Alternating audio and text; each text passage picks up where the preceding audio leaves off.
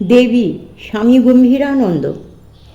এই সঙ্গে মনে পড়ে শ্রী মায়ের গোয়ালপাড়া আশ্রমে ঠাকুরঘরের বেদির উপর ঠাকুরের ছবির পার্শ্বে নিজের ছবি স্বহস্তে বসাইয়া পূজা করার কথা।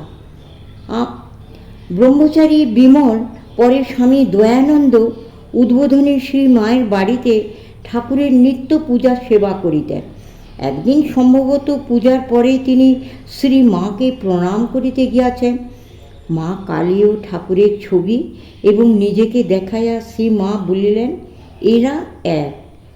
1910 খ্রিস্টাব্দে বড়দিনের ছুটিতে জনৈক দীক্ষাতি কোঠারে মন্ত্রগ্রহণান্তে শ্রী মায়ের পাদপদ্মে পুষ্পাঞ্জলি প্রদান করিয়া একখানি কাপড় ও টাকা দিলেন। মা বলিলেন, তোমার টানাটানির অভাব, আবার টাকা কেন?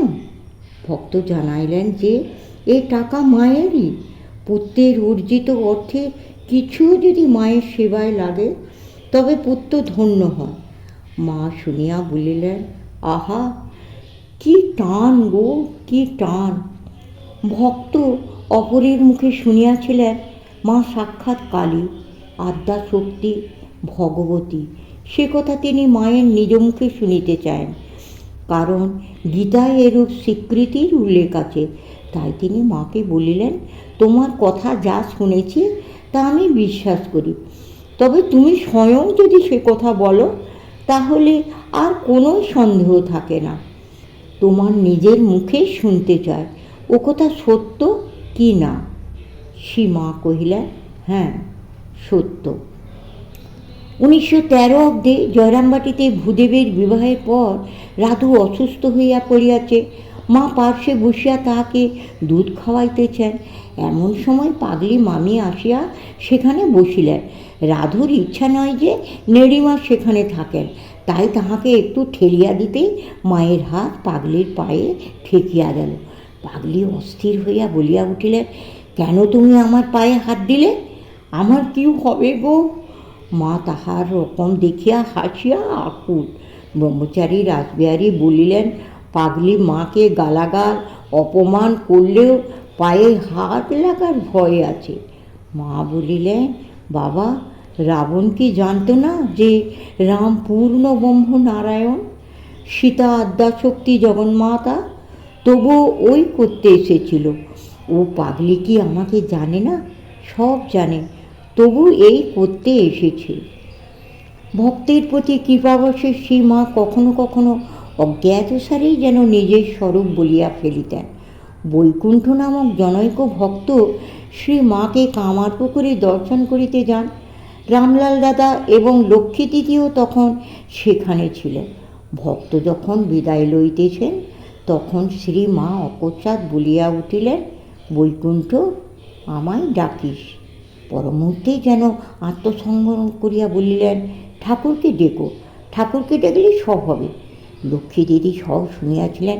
তিনি বলিয়া উঠিলেন, না মা, এ কি কথা? এ তো বড় তোমার অন্যায়।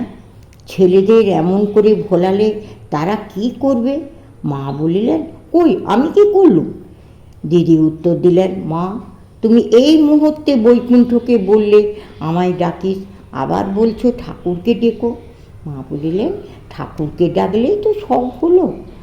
লক্ষ্মী দিদি ইহাতে নিবৃত্ত না হইয়া বৈকুণ্ঠকে বুঝাইয়া দিলেন, শ্রী মায়ের মুখে আজ যে নতুন বাণী বাহির হইল উহা অতি মূল্যবান। ইহা মায়ের নিজের মুখে স্বীকৃতি ও আদেশ, সুতরাং বৈকুণ্ঠ যেন মাকেই ডাকেন। মা সব শুনিয়া গেলেন, আর প্রতিবাদ করিলেন না। এক ভক্ত মহিলা জিজ্ঞাসা করিলেন, মা, আপনি যে ভগবতী তা আমরা বুঝতে পারি না কেন? মা কহিলেন, সকলেই কি আর চিনতে পারে মা? ঘাটে একখানা হীরা পড়েছিল, সবাই পাথর মনে করে তাকে পা ঘষে স্নান করে উঠে যেত। একদিন জহুরি সেই ঘাটে এসে দেখে চিনল যে সেখানা এক প্রকাণ্ড মহামূল্য হীরা। শ্রী মায়ের নিকট এইরূপ জহুরি আসিত কয়জন? সুতরাং তিনি আত্মপরিচয় দিবেন কাহার নিকট? আর দিলেই বা বিশ্বাস করিবে কে? তাই তাহার এই ভাবের উক্তি অস্পষ্ট ও আকস্মিক বলিয়া মনে হয়, অথচ স্থলবিশেষে তাহার উক্তিতে বিন্দু মাত্র সংকোচ ছিল না। শ্রীযুক্ত কেদার স্বামী কেশবানন্দ ওই দিনই কথা প্রসঙ্গে বলিলেন, মা, আপনাদের পরে ষষ্ঠী, শীতলা প্রভৃতি দেবতাকে আর কেউ মানবে না। মা বলিলেন, মানবে না কেন? তারা তো আমারই অংশ।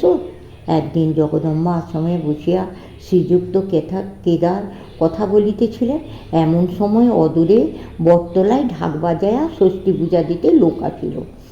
কথাবার্তার অসুবিধা হওয়ায় কেদারনাথ বিরক্তি সহকারে বলিলেন, আহ, থামনাস বাপু। উনি মা বাধা দিয়ে বলিলেন, ও কি কেদার, সবই তো আমি, তুমি বিরক্ত হচ্ছ কেন? ইহার পর আমরা শ্রী মায়ের জীবনের এমন কতগুলি ঘটনা লিপিবদ্ধ করিতে চাই, যাহা প্রত্যক্ষদ্রষ্টা ভক্তের বিবেচনায় শুধু সত্য এবং শ্রী মায়ের দৈবী শক্তির পরিচায়ক নহে, উহা অপরের শ্রদ্ধা ভক্তিরও উৎপাদক এবং ওইরূপে আধ্যাত্মিক জীবনেরও সহায়ক। প্রয়োজন মাত্র পরিচালিত আধুনিক যুক্তিবাদের নিকট এইগুলি হয়তো রুচিসম্মত নহে, নীতিমাত্র অবলম্বনে সমাজ পরিচালনে কৃত সংকল্প ধুরন্ধরদের দৃষ্টিতে এইগুলি উপভোগ্য হইলেও হয়তো বর্জনীয়। তথাপি নিরপেক্ষ জীবনী লেখক হিসেবে আমরা ইহা লিখিয়া যাইতে বাধ্য। পাঠক নিজ অভিরুচি অনুযায়ী এইগুলির মূল্য বা মর্ম নির্ধারণ করিবেন। লোকোত্তরচরিতে এই জাতীয় ঘটনা শুনিতে পাওয়া যায়, যাহাদের সম্বন্ধে লোকের মনে এবংভিত ভাবের উদয় হয়, তাহাদের নিশ্চয়ই কোনো বৈশিষ্ট্য আছে, নতুবা সকলের সম্বন্ধে ইহা শোনা যায় না কেন? এক্ষেত্রে সত্য নির্ণয়ের ক্ষমতা আমাদের নাই, ইহা আমরা অম্লান বদনে বলিতেছি। ফলত নির্বিচারে কিছু উড়াইয়া দেওয়া জীবনী লেখকের পক্ষে অনুচিত। বর্তমান স্থলে ইহাই আমাদের কৈফিয়ত ক্রমশ।